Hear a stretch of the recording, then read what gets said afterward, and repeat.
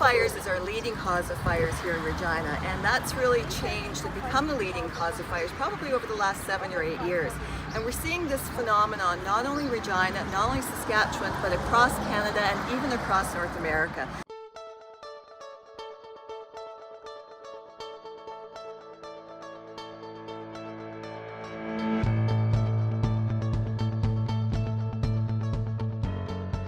This research is innovative. There's not another fire department or a fire service across North America that is looking at this issue in such depth. The partnership with the university from a fire department perspective targets our very limited resources so that we're reaching the right people with the right message at the right time. The work that we did actually reaches that target audience. We are actually improving outcomes and interventions through the analysis that we have done, through the work that we have done.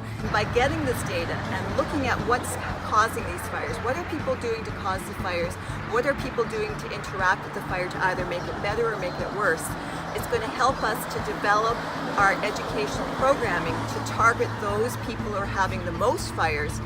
In other words, look at what are they doing to cause those fires and get them to stop that by changing their behaviors that we've identified through the research.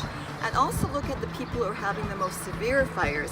What are they doing that's making the fire worse before our firefighters are able to get there? The research will continue to show us whether or not our education is making an impact. Are our fires decreasing? As long as they need me, I will be here.